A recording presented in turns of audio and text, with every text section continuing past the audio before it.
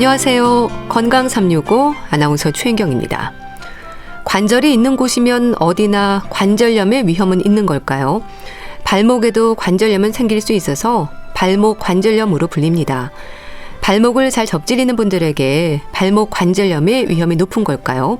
발목 염좌와 비교할 때 증상에서는 어떤 차이가 있을까요? 오늘은 발목 건강의 위험, 발목 관절염에 대해서 알아보고요. 빈혈, 특히 노인 빈혈이 주는 건강 이상에 대해서도 살펴보겠습니다. 건강 365 최성수의 위스키 온 더 락 듣고 시작하겠습니다. KBS 라디오 건강 365 함께하고 계십니다. 무릎 관절염, 고관절, 그리고 발목, 다리 쪽에 생기는 관절염의 위험도 다양합니다. 발목에도 관절염이 생기나 생각하는 분들도 있을 텐데요. 발목 관절염 진단을 받는 경우도 비교적 흔합니다. 발목을 접질리는 염좌가 반복이 되면서 발목 관절염으로 이어지는 걸까요? 정형외과 전문의 이우천 원장과 함께합니다. 안녕하세요. 네, 안녕하십니까. 발목 관절염이요, 무릎 관절염만큼이나 흔하다고 하던데요. 그렇습니까? 무릎 관절염이 가장 흔합니다. 무릎 관절염이 빈도, 그러니까 얼마나 많이 생기느냐, 인구 대비 그런 면에 있어서는 발목 관절염보다 훨씬 흔한 편이고요. 예. 발목은 그보다는 적고 대충 그냥 이것은 사실 정확한 통계 내긴 그렇지만 대충 한 20배 정도 무릎이 더 흔하다고 알려져 있습니다. 예. 이 발목 관절염은 의학적으로 어떤 상태인 건가요? 관절염은 이제 연골이 닳아서 문제가 생기는 겁니다. 예. 관절은 안에 보면은 뼈와 뼈 사이 움직이는 부분이 관절인데요. 관절에는 이것이 부드럽게 움직이도록 물렁뼈가 싸고 있습니다. 뼈 표면을 물렁뼈, 그걸 연골이라고도 하죠. 연골이 이렇게 싸고 있는데 발목에서는 그 연골의 두께가 대개 한 3mm보다는 조금 안 되고요. 2mm, 2.5mm 그 정도의 두께가 있습니다. 그러니까 양쪽 뼈가 그러니까 대개 한 3, 4mm, 4mm 정도의 그 뼈 사이에 빈 공간이 이제 엑스레이상으로 보면 보이고 그 연골이 닳아서 생기는 것이 발목 관절염입니다. 연골이 닳아서 뼈에 바로 체중이 가해지니까 그것 때문에 이제 문제가 되고, 또 이렇게 되면은 뼈와 뼈 사이에 싸고 있는 그 관절에 막이 있습니다. 그 관절막에서 관절액도 나와서 윤활작용도 하고 그러니까 그런 그 관절막이 있는데, 관절막에 또 실제로는 무슨 연골이나 뼈에 염증이 생기는 건 아니고 관절막에는 염증이 생겨서 관절막이 막 두툼하게 변합니다. 그리고 보면 좀 벌겋게 충혈돼 있고 두꺼워지고 이제 그래서 염증이라 그런데, 연골이 닳아서 뼈끼리 닿고 관절막이 붓고 그러는 것을 발목 관절염이라 그럽니다. 예. 관절염이라고 하면 일단 많은 분들이 통증을 떠올립니다. 발목 관절염도 통증이 심한가요? 그렇습니다.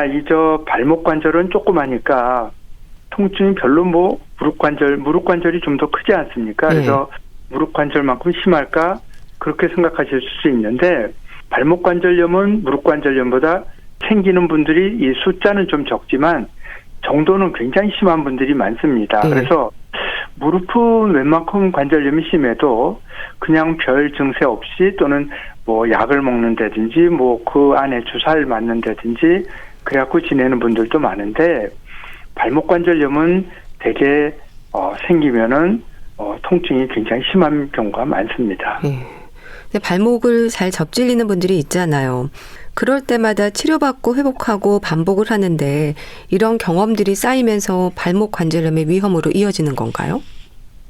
그렇죠. 이제 발목이 접질린다는 건 휙 돌아가는 거거든요. 휙 돌아가면은 뼈와 뼈끼리 강한 충격을 받습니다. 땅 하고 부딪히는 거죠. 그러면은 그 연골이 일부 깨질 수도 있고 연골이 좀 약해지는 거죠. 그러면서 그것이 자꾸 반복이 되면은 연골이 벗겨지고 그러면 이제 뼈끼리 부딪히고 그래서 발목 관절염이 진행이 될 수 있으니까 발목을 자꾸 접질리는 것이 발목 관절염의 중요한 원인이 될 수 있습니다. 그런데 그거 말고 사실은 그러니까 자꾸 접질려서 발목 관절염이 되기도 하지만 발목 관절염이 한쪽에만 이제 먼저 되게 생기는 경우도 많은데 예. 한쪽에만 생기면 관절이 약간 찌그러집니다. 기울어져서 발목 관절이 기울다 보면 그 자체가 잘 접질리는 원인도 됩니다.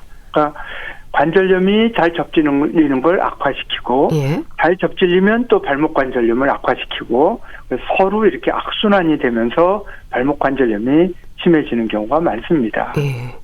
그럼 발목 관절염의 위험은 나이와 상관이 없는 건가요? 흔히 무릎 관절염은 퇴행성이라고 해서 노화를 생각을 하는데 발목 관절염은 어떨까요? 무릎은 나이 들어가면서 생기는 걸 당연히 생각하는데 예. 발목은 젊은 사람에서 생기는 경우도 많거든요. 근데 그게 왜 그런 차이가 생기냐면 발목은 젊은 사람들이 골절되는 경우가 꽤 많습니다. 예. 무릎도 물론 골절이 있을 수 있지만 전체 무릎 관절염 대비 골절에서 생기는 경우는 아주 극소수입니다. 근데 발목 골절이 젊은 사람들에서도 꽤 많기 때문에 가령 어디서 점프하다가 잘못 찢어서 옆으로 삐끗하면서 뼈가 부러진다든지 예. 뭐 이런 경우들이 많기 때문에 발목 관절염은 그런 외상성 다쳐서 생기는 골절 후에 특히 생기는 관절염이 젊은 나이부터 생기는 경우가 많아서 예. 발목 관절염은 나이하고도 상관이 있구나 이렇게 생각을 하지만 역시 무릎과 마찬가지로 발목 관절염도 나이가 들어가면서 무릎과 똑같은 기전으로 오래오래 체중을 오래오래 지고 다니면서 생기는 그런 관절염도 많고 그 두 가지 중에서 나이가 들어가면서 생기는 관절염과 외상성 관절염으로 크게 나눠볼 수 있는 거죠. 예. 근데 발목 관절은 우리 몸의 구조로 볼 때 하중을 많이 받잖아요.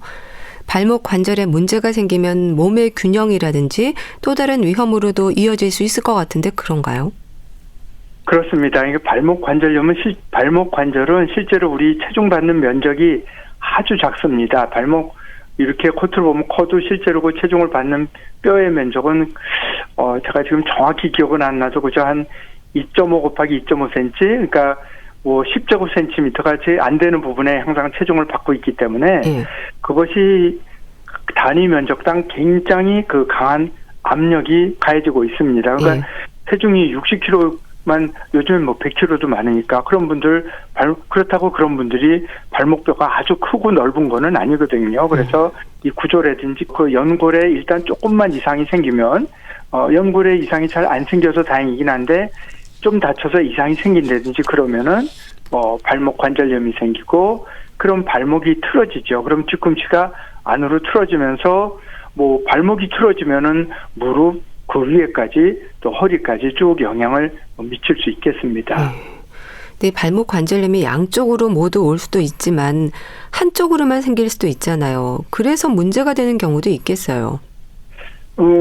대개는 한쪽만 증세가 다쳐서 생기는 거는 한쪽만 다치면은 한쪽의 외상성으로 생기고 이제 되게 그게 다 자연스럽겠고 나이가 들어가면서 생기는 것은 무릎과 관절과 마찬가지로 양쪽에 되게 오는 경우가 되게 더 많습니다. 한쪽만 생기는 경우도 있지만 양쪽에 되게 생기는데 양쪽이 똑같은 정도로 진행하는 것이 아니기 때문에 한쪽만 증세가 있어서 오는 분은 많습니다. 그래서 발목 관절염이 한쪽에 생겼을 때 반대쪽을 찍어보면 거기에도 정도는 덜 심하지만 관절염이 생겨 있는 경우가 많이 있습니다. 이 발목 관절염도 연골이 닳아서 없어지면서 뼈와 뼈가 부딪히는 거잖아요.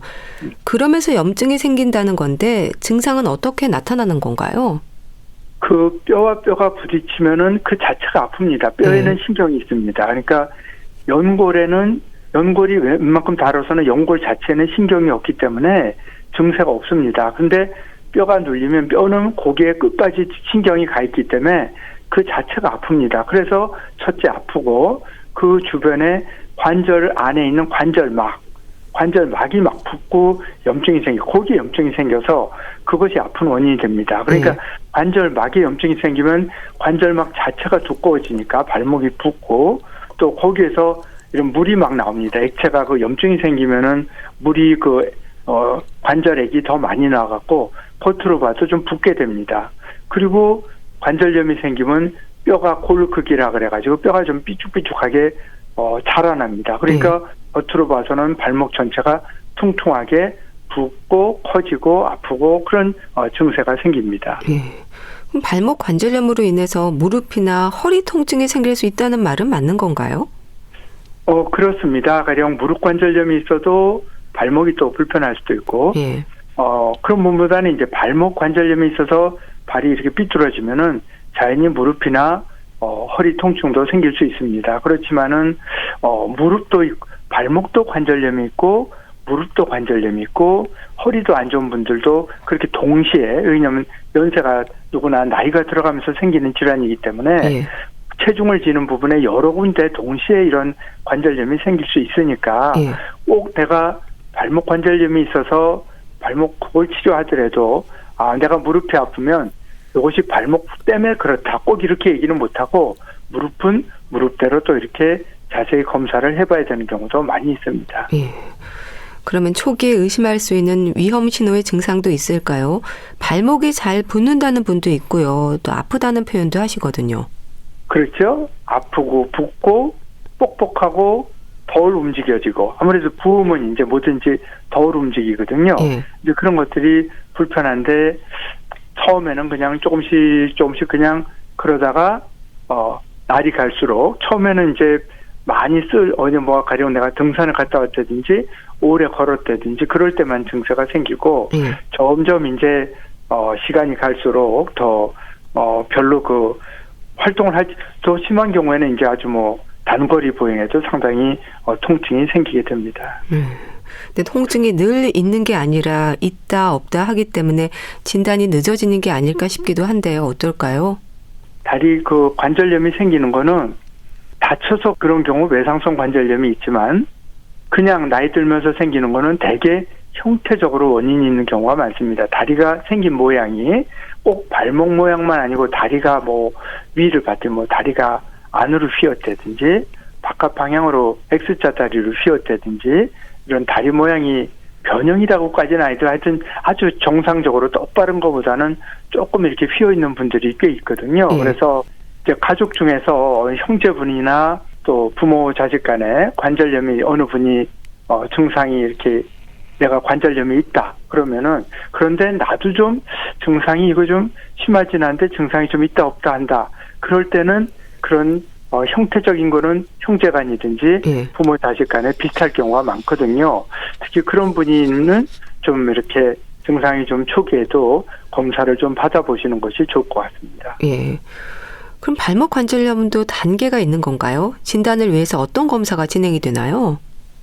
제일 기본적인 거는 이제 엑스레이를 찍습니다. 엑스레이를 찍는데 관절염은 연골이 닳아서 뼈 사이가 좁아지는 거거든요. 근데 연골이 닳아서 뼈 사이가 좁아지더라도 앉아서 찍든지 누워서 엑스레이를 찍으면 그 틈새가 되게 거의 다 정상처럼 보입니다. 뼈 사이가. 그래서 체중을 지고, 그러니까 서 있는 상태에서 엑스레이를 찍는다. 이게 아주 기본적으로 제일 중요합니다. 서 있는 상태에서 찍으면 얼마나 연골이 닳아있는지, 얼마나 남아있는지 그걸 알 수 있고, 또는 한쪽에만 찌그러져 있는지 반대쪽까지 전체적으로 연골이 닳아져 있는지 이런 거를 볼 수 있는 거죠. 그래서 엑스레이가 제일 중요합니다. 근데 이제 엑스레이는 한번 딱 찍으면은 앞에서 이제 딱 서서 찍으면은 앞에서부터 뒤에까지 한 번에 딱 찍히는데, 앞에는 관절염이 있는데 뒤쪽은 정상일 수도 있습니다. 그럴 때는 이 정상으로 보인다든지 그럴 수가 있기 때문에 의심이 된다 그러면 엑스레이 다음 단계로 중요한 것은 선 상태에서, 역시 체중을 쥐고 서 있는 상태에서 CT를 찍는 것이 가장 중요합니다. 또 하나는 이제 그 발목 관절염이 생기면 뼈가 삐죽삐죽 골극이라 그러죠. 뼈가 삐죽삐죽 나오는 그런 변화를 보이는데요. 그런 것도 이제 볼 수 있고 엑스레이나 CT를 통해서. 또한 관절염이 생기면 뼈에 구멍이 생깁니다. 뼈에 구멍이 저절로 왜 생기냐? 압력이 높아지면 구멍이 저절로 생기는 경우가 있고, 심한 경우에는 직경이 1cm보다도 더 크게 그런 구멍이 생기기 때문에 그런 걸 보기 위해서 엑스레이라든지 CT를 해서 그런 거를 봅니다. 발목 관절염도 초기 치료가 중요하겠죠? 뭐든지 그렇겠죠. 그래서 관절염이 이제 초기 치료라는 건 여러 가지 의미가 있을 겁니다. 관절염이 아예 생기지 않도록 하는 치료가 있을 텐데 그거 어려울 것 같습니다. 그렇죠? 이미 생긴 관절염이 초기에 발견되면은 더 이상 진행하지 않도록 그리고 악화되지 않도록 하는 치료, 이런 것들은 상당히 의미가 있을 것 같습니다. 뭐 너무 악화돼서 관절을 아주 못 쓰게 된 상태에서, 즉 연골이 하나도 없는 상태에서 병원에 오면은 별 대책이 없거든요. 자기 발목을 어떻게 써볼 수가 없거든요. 이제 그러면은 뭐 다른 이제 그럴 때 할 수 있는 뭐 발목을 고정한다든지 뭐 이런 치료를 하는데, 그 전 단계에서 발목 관절염은 관절염이지만 좀 초기에 발견할 수 있다면 그 뭐 대개는 어떤 변형을 교정해서 그 관절을 심지어는 평생 쓸 수 있게 그렇게 할 수도 있기 때문에 그런 의미에서 초기 치료가 아주 중요하다고 보겠습니다. 예. 수술이 필요한 경우는 인공관절로 바꿔주는 건가요?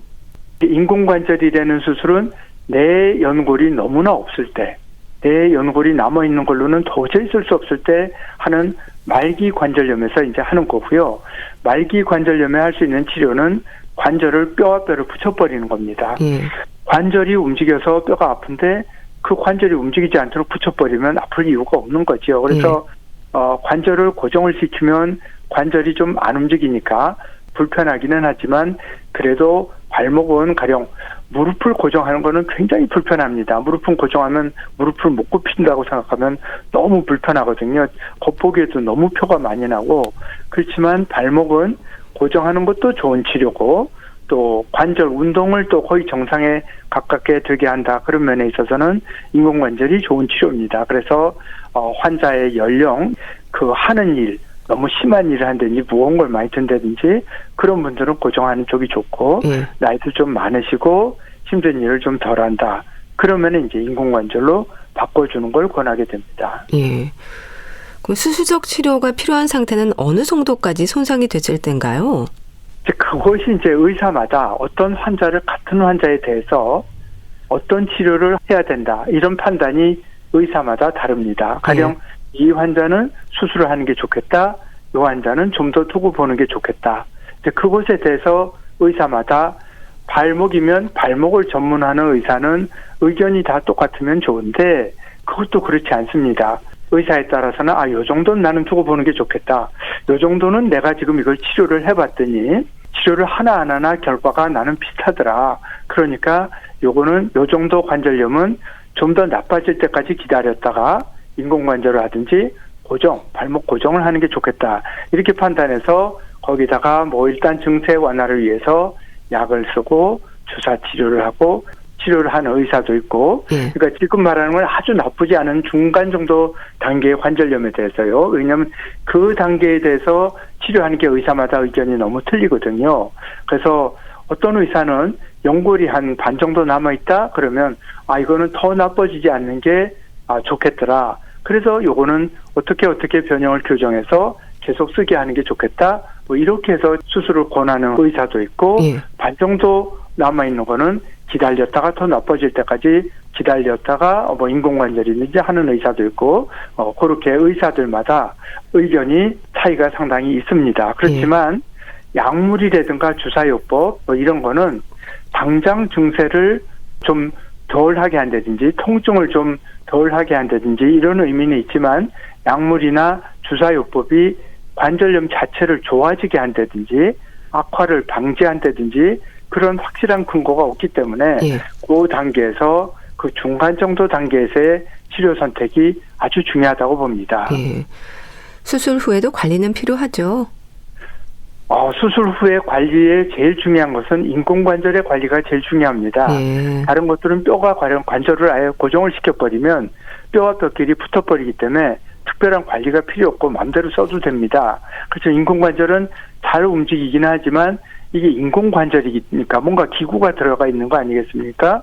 그러면 그 인공관절은 편하기는 하지만 파손될 염려도 있고, 인공관절과 뼈와 그 접촉하는 부분에 문제도 있을 수 있고, 그래서 특히 인공관절을 한 경우에는 너무 무리한 활동을 오랫동안 하는 것은 좋지 않습니다. 그렇기 때문에 특히 젊은 연령에서는 인공관절은 보통 권하지 않는 편입니다. 발목 관절염을 예방할 수 있는 방법 알려주세요.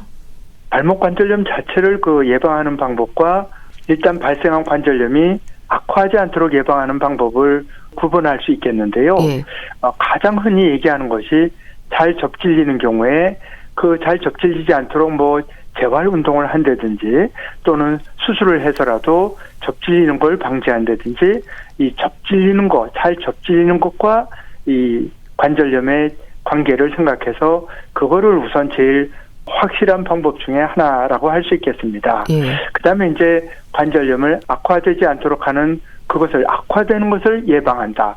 그런 의미에서 예방이 있을 수 있겠고 거기에서 가장 중요한 것은 교정 절골술 즉 발 주변의 뼈를 변형을 교정해서 관절염을 호전시키거나 악화하지 않도록 하는 그렇게 크게 두 가지 방법으로 나눠서 볼 수 있을 것 같습니다.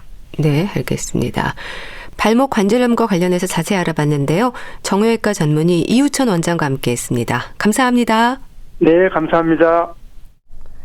KBS 라디오 건강 365 함께하고 계신데요. 정미조의 귀로 듣고 다시 오겠습니다.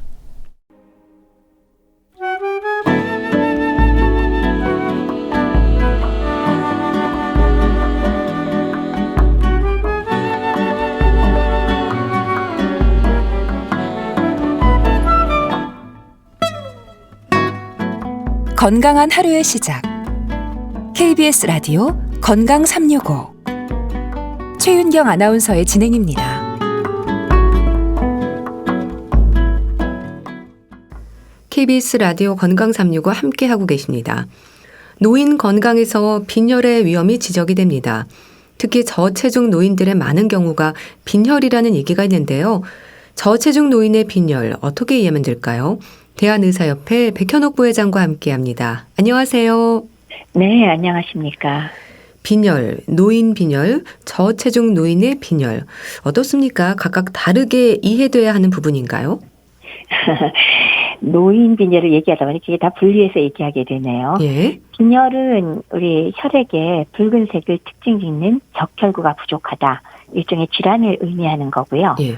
그중에서 노인 빈혈을 자꾸 말씀드리는 이유는 노인의 빈혈을 검사를 해봤더니 그 나이가 젊은 그러니까 연령으로 나눠서 65세 이후와 65세 이전을 나눴더니 유병률 그러니까 빈혈에 걸려있을 확률이 그 이전 연령층보다 2배 이상 높더라. 그래서 우리가 구별해서 얘기를 하고 있습니다. 예. 그리고 저체중 노인을 또 그중에서 조사를 해봤더니 아이고야 빈혈의 발생 위험도가 더 높아서 정상 체중의 노인보다 한 2배 이상, 2.3배 정도는 높다라는 결과가 있기 때문에 예. 이렇게 우리가 빈혈, 노인 빈혈, 저체중 노인의 빈혈을 각각 다르게 말씀은 드리고 있습니다. 예. 자, 그럼 우선 빈혈에 대한 의학적인 설명이 필요하지 않을까 싶어요. 그렇죠. 단어 그 자체는 빈혈, 피가 부족하다 아닙니까? 예. 근데 이 빈혈이라 그러면 우리가 막연하게 몸에서 돌아가는 혈액의 절대적인 양이 부족한 게 아닐까 하지만은 예. 실제로 우리가 빈혈이라고 부를 때는 혈액 중에 물 성분도 있고 단백질 성분도 있고 백혈구도 있고 뭐 혈소판도 있지만 그 중에서 적혈구 즉 붉은색을 나타내는 그 헤모글로빈이나 혹은 적혈구의 양이 정상 이하로 감소된 것 이것을 우리가 빈혈이라고 부르는 것으로 약속을 했습니다. 예. 그래서 이제 뭐 혈색소 수치가 남성이 13g per 데시리터, 여성은 12g per 데시리터 이하면 빈혈이다. 보통 이렇게 정의를 하고 있습니다. 예. 그런데요, 빈혈이라고 하면 세상이 뱅뱅 도는 걸 떠올리잖아요. 근데 노인 빈혈은 어지럽지 않은 빈혈이 많다면서요? 보통 빈혈 그러면 사실은 우리 이미지는 빈딩 도는 어지럼증이긴 한데요. 근데 사실은 이 어지럼증이 동반되는 빈혈의 경우는요. 갑작스런 출혈이나 급성으로 빈혈이 발생했을 때는 사실 어지럼증이 올 수 있습니다. 예. 그때는 혈액의 진짜 그 양, 볼륨 자체가 줄어드는 가능성이 있거든요. 근데 일반적으로 서서히 진행되는 경우는 비록 묽어지더라도 혈액의 양은 유지가 되기 때문에 어지럼증보다는 오히려 상당한 피로감이나 아니면은 운동하거나 움직일 때 숨이 갑자기 예전보다 차다. 예. 이게 오히려 가장 흔한 증상이 됩니다. 예. 특히나 노인의 경우 급작스러운 출혈보다는 서서히 진행되는 게 더 많기 때문에 이런 증상은 오히려 피로감, 숨찬 증상이 훨씬 더 흔하고요.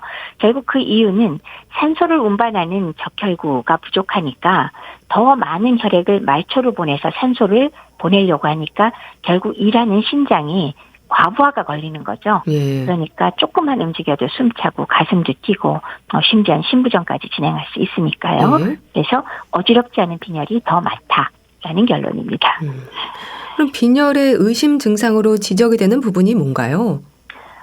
방금 말씀드렸듯이 상당히 피로하다, 전에보다. 그다음에 두 번째는 조금만 움직이면 숨이 차다. 이 두 가지가 가장 특징적인데 예. 그거 말고 이 피로감이라는 걸 유발할 때는 사실은 여러 가지 따라오는 증상들이 있잖아요. 예. 뭔가 식욕도 좀 떨어지고 구역질도 나고 주의력, 집중력, 기억력이 저하되고 특히 노인의 경우는 이 인지기능이나 집중력이 떨어지는 게 좀 더 느낌으로 많이 올 수 있고요. 예. 그거 외에 당연한 얘기지만은 안색이 창백해지거나 특히나 손톱이 오목하게 파이거나 잘 부서진다거나 이런 게 오히려 빈혈 자체의 전형적인 증상이기는 합니다.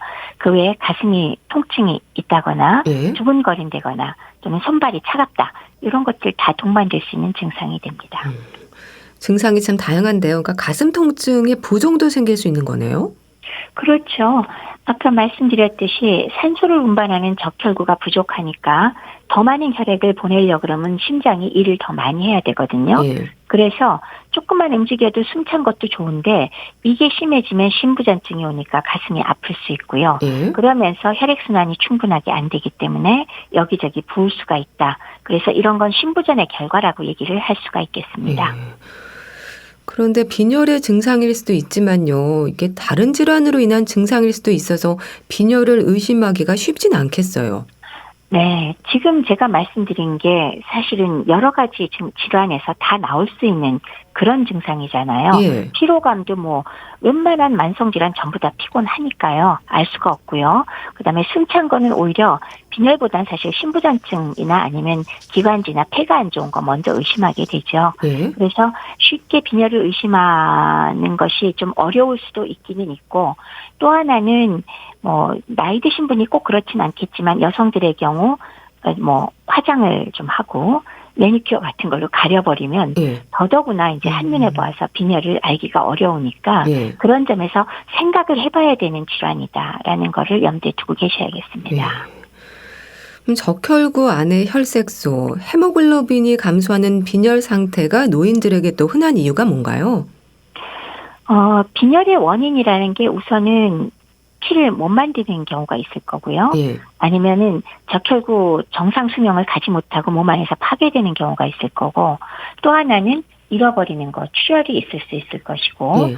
그다음에 마지막으로 골수가 망가지거나 그런 게 있지만 노인의 경우는 이런 원인보다도 만성질환에 의한 그러니까 딱 두드러지게 나쁜 건 아니지만 가지고 있는 만성질환 때문에 오는 경우가 있을 수 있고요. 예. 또 하나는 또 영양 부족이 문제가 될 때가 많습니다.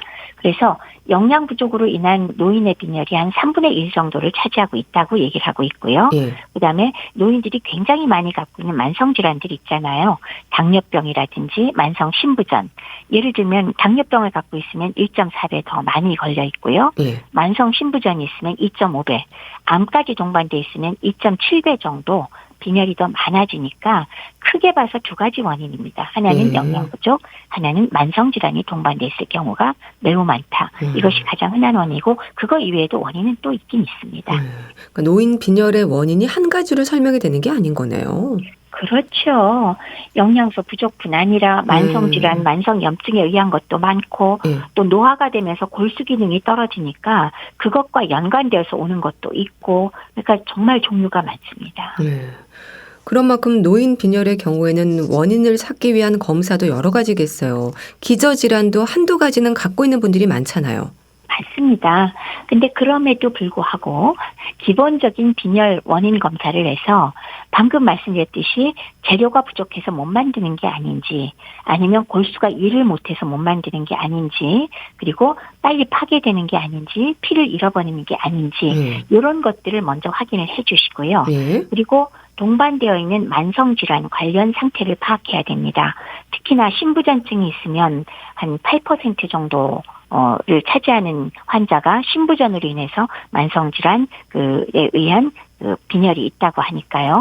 이런 질환도 확인해야 되고 그리고 영양소 부족 중에서 특히 철분이 부족하거나 아니면 비타민 B12 B12가 부족하거나 이건 위가 노화가 돼서 그렇고요. 그 외에 알코올을 많이 먹거나 아니면 섭취가 부족하기 때문에 엽산이 부족한 경우 등 예. 이런 것도 확인을 해 주셔야겠고 또 노화로 인한 골수 기능 저하로 인해서 적혈구를 잘 못 만들어내는 경우도 확인을 해야 되고요. 그다음에 한 가지 만성 질환을 전부 다 검사를 해야 되니까 예. 검사가 좀 종류가 많을 것 같습니다. 네. 이 빈혈이 어느 날 갑자기 오는 건 아닌 거죠? 천천히 생기는 게 아닐까 싶은데 어떨까요? 맞습니다. 급작스런 출혈이 아닌 바에는 대부분의 경우, 특히나 노인성의 경우는 영양 부족 혹은 만성 질환에 의한 것일 때는 대부분 천천히 생기기 때문에 증상도 갑작스런 어지럼증보다는 그냥 천천히 변화한다. 그런 것들이 특징이 되겠습니다. 그런데 느끼지 못하고 방치가 되면서 한계를 넘어서면 어느 순간 몸이 안 좋아진 게 느껴지나요? 그렇죠. 초창기는 사실 거의 아무도 증상을 못 느끼니까요. 네. 근데 어느 순간부터 움직이면 내가 숨이 많이 찬데 아니면 갑자기 피곤하고 지치는데 이럴 때 의심을 해봐야 되는 거죠. 네. 그 후에 나오는 거야 뭐 두통도 있을 수 있고 어지럼증도 있을 수 있고 가슴이 두근거리거나 뭐 집중력이 떨어진다거나 이유 없이 우울증 오는 게 또 빈혈도 한 가지 원인은 될 수 있다는 겁니다. 네. 건강검진상에서 빈혈 수치를 확인할 수 있지 않습니까? 수치를 기준으로 의심할 필요도 있겠어요.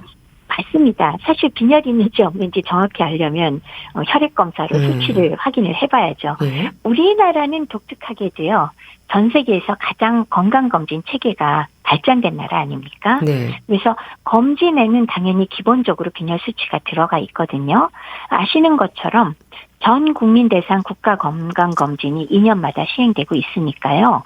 이것만 빠지지 않고 검사하셔도 대부분 너무 늦지 않게 찾아낼 수 있습니다. 네. 근데 이제 일반적으로 노인 검진율이 낮다, 즉 검사를 받지 않는 분이 많다는 게 문제니까 요거 들으시는 분들은 지금부터라도 내가 받을 수 있는 그것도 무료로 되는 전 국민 대상 국가 건강검진은 꼭 나왔을 때 받아야겠다. 그리고 바로 병원 찾아주시면 좋겠습니다. 네. 자, 그럼 노인 빈혈에서 특히 저체중 노인의 빈혈은 어떨까요? 지난주에 저체중으로 인한 위험으로 빈혈도 지적을 하셨는데요. 저체중 노인의 빈혈 어떻게 이해하면 될까요? 저체중 노인의 경우 빈혈이 더 많다는 거는 이미 일본이나 이런 데에서 연구 결과가 있었는데 예. 최근에 우리나라의 국민건강 영양조사 결과가 또 나왔습니다. 예. 그랬더니 우리나라 저체중 노인의 4명 중 1명 이상은 빈혈이다. 라는 결과가 나온 거예요. 한 27.6%니까 4명보다 넘지요. 예. 그래서 정상 체중인보다 17.5%밖에 없으니까 과체중이나 비만의 경우는 빈혈이 좀 적거든요. 예. 10% 남짓이니까 2배 이상, 3배까지도 더 높다라는 결론을 갖고 있고요. 예. 그러니까 저체중 노인의 경우는 빈혈도 또 한 번 염두에 두시고 확인을 해봐야 된다라고 말씀을 드릴 수 있겠습니다. 예. 근육량 단백질 섭취와도 연관이 있을까요? 단백질과 근육량에 대한 지적이 계속이 되던데요. 그렇죠. 노인이 아무래도 이제 단백질을 적게 섭취하는 경향이 있다고 우리가 맨날 말씀을 드리고 있는데요. 예. 실제로 이 국민건강 영양조사를 보면은 단백질을 원래 필요한 섭취량보다 적게 섭취하니까 빈혈 위험이 1.7배나 올라가더라라는 결과를 얻었습니다. 예. 대개 이제 또 저체중 그룹에 속한 노인이 탄수화물을 주로 섭취하고 지방 섭취량이 적은데 그런 분들이 또 단백질 섭취가 당연히 상대적으로 줄어들어 있습니다. 예. 그래서 문제가 더 많이 되는 것 같아요. 그러면서 단백질 섭취량이 감소하니까 근육량도 또 감소하고 또 저체중이 더 악화가 되고 이렇게 악순환이 되는 게 아닌가 싶습니다. 예. 그럼 어느 정도의 단백질을 어떻게 섭취해야 할까요? 뭘 어떻게 먹어야 할지를 궁금해하실 것 같은데요. 우선 섭취량에서 어느 정도를 먹어야 되느냐는 왜 우리가 권고량이 있잖아요. 예. 하루 총 섭취량의 대개 절반 조금 넘는 55에서 65%는 탄수화물이 괜찮지만 그래도 우리가 한 20%까지는 단백질로 섭취하고 그다음에 나머지 열량 부분 한 15 내지 20-30%까지 지방에서 먹는 게 좋겠다라고 저희가 권고를 하는데 방금 말씀드렸듯이 노인들은 주로 탄수화물 의존도가 높아서 거의 막 75% 정도 이렇게까지도 섭취를 하거든요. 예. 그러면 단백질을 좀 먹어야 되는데 어떤 단백질을 먹어야 되느냐. 사실은 질 좋은 단백질이라고 쉽게 저희가 얘기를 해버리긴 해요. 예. 그러면 뭐가 질 좋은 단백질이냐 그랬을 때 일단 우리가 왜 빈혈을 유발하는 그러니까 모자랐을 때 빈혈이 발생할 수 있는 영양소가 무엇이냐라고 얘기하면 가장 중요한 거를 철분과 비타민 B12라고 얘기할 수 있잖아요. 예. 그러면 철분의 경우 물론 채소에도 있기는 있지만 같은 철분이라도 동물성 식품에 함유된 것이 식물성 식품에 있는 것보다 흡수율이 훨씬 높습니다. 간단히 얘기해서 동물성 식품을 드셔야, 즉 육류 종류를 먹거나 뭐 생선이나 이런 걸 먹어줘야 예. 철분이 흡수가 훨씬 더 잘 되고 유지되기가 쉽다. 예. 그 다음에 두 번째는 비타민 B12 자체는 동물성 식품에만 있는 것이 특성인 영양소입니다. 식물에 없습니다. 그러니까 이 두 가지 영양소만 보아도 동물성 식품을 어느 정도 먹어야겠다. 그리고 또 필수 아미노산 측면에서도 동물성 단백질이 식물성보다 조금 더 유리한 측면이 있거든요. 그래서 철분 섭취를 위하여도 비타민 B12 섭취를 위하여도 오로지 식물성인 그 곡류나 채소로만 섭취를 하는 것보다는 예. 가급적 고기, 계란, 생선 이런 것들을 충분히 먹어야 된다라고 해서 노상 제가 말씀드리는 방법 있죠. 매 끼니마다 고기건 생선이건 계란이건 두부건 한 가지를 꼭 조그맣게라도 드시라라고 하는 거 그것만 지켜주셔도 어느 정도는 섭취가 될 수 있을 것 같습니다. 예. 그러니까 저체중 노인들에게 빈혈이 더해지면 뭐 삶의 질이나 건강의 위험에서도 지적이 되는 부분들이 많은 거죠. 빈혈이 심하면은 안 그래도 요것만으로도 신부전이 생길 수 있는데 예. 기존의 심혈관 질환을 갖고 있는 분들 문제가 커지겠죠. 당연히 사망률 증가하는 거 통계로 나와 있고요. 예. 신부전 갖고 있는 환자는 두말할 필요도 없죠. 증상이 악화되면서 당연히 사망률이 또 증가합니다. 또 빈혈이 있는 노인의 경우는 골밀도도 감소하고 근육량도 감소되는 경향이 있어서 그렇게 되면 어떻게 되죠? 넘어지기도 쉽고 또 넘어진 다음에 골절도 생기기 쉽습니다. 예. 그런 문제로 또 사망할 수가 있고요.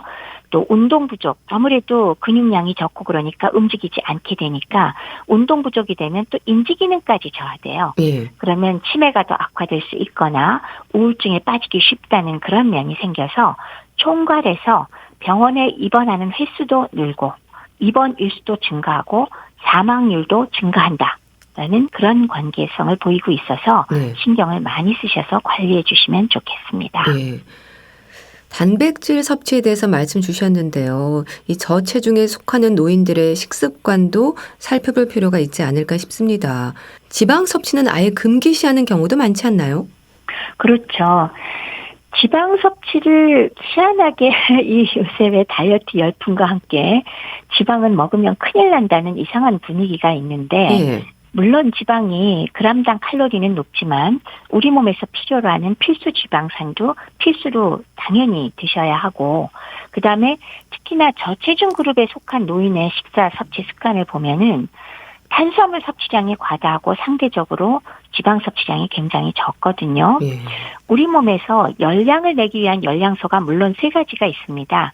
단백질, 지방, 탄수화물인데요. 예. 이 중에서 단백질은 사실은 열량을 내기 위한 목표로는 우리 몸에서 뭐 별로 많이 사용하지 않습니다. 그 뜻은 섭취한 단백질은 대개 몸의 구성 성분이 되거나 아니면은 그 여러 가지 효소의 재료나 몸의 구성 성분 재료와 함께 또 그 에너지 대사에 소모가 되는 그런 효과가 있거든요. 예. 그래서 보통 열량은 탄수화물과 지방으로 섭취를 하게 되는데 탄수화물 섭취량만 과다하기 때문에 지방 섭취량이 너무 적고 그래서 필수 지방산 섭취도 되지 않으면서 대개 이런 분들의 경우 예. 단백질 섭취는 자동적으로 줄어들게 돼 있습니다. 탄수화물만 주로 드시면. 예. 따라서 단백질 공급 식품에 의한 단백질 그 질 좋은 단백질도 부족하지만 또한 그 단백질 식품에 들어있는 비타민, 미네랄 등 아까 말씀드렸듯이 뭐 칼슘이라든지 아니면 아연이라든지 비타민 B12 같은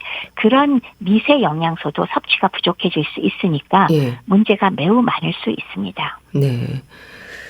저체중 노인들의 빈혈과 관련해서 빈혈로 확인이 된 경우에 조심하고 살펴야 하는 부분에 뭐가 있을까요?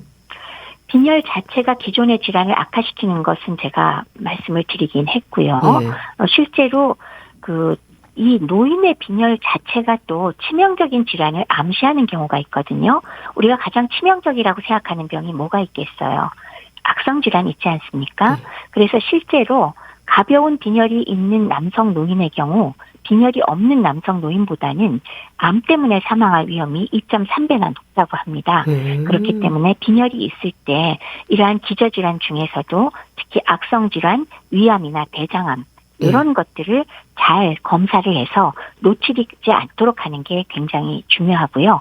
그것 외에 조혈기관 장애가 있는지, 즉 골수 기능이 이상하게 떨어지는 경우가 많다고 했지 않습니까? 백혈병과 함께 또 골수 이형성 증후군 같은 이런 것들도 역시 검사를 꼭 하여서 확인할 필요가 있겠습니다. 또 저체중 여부를 확인할 수 있는 방법. 일단 내 몸 상태를 알아야 대비를 할 수 있을 텐데요. 이 부분에 대해서도 조언을 해주세요. 일단 체중계 위에 올라가셔야죠. 예. 그래서 소위 정상 체중이라는 것의 90% 미만이면 나는 저체중에 속하는구나 생각하셔도 되고요. 많이들 아시는 BMI 체질량 지수로 18.5 미만이다. 그러면 이건 진짜 심각한 저체중이니까 관심을 가지시고 특히 연세 높으신 분들 내가 저체중이면 여러 가지로 위험도가 높다는 거 염두에 두어주시기 바랍니다. 네. 저체중 노인의 빈혈에 대해서 또 알아봤는데요. 대한의사협회 백현옥 부회장과 함께했습니다. 감사합니다. 네, 고맙습니다. 임영웅의 사랑은 늘 도망가 보내드리면서 인사드릴게요. 건강365 아나운서 최인경이었습니다. 고맙습니다.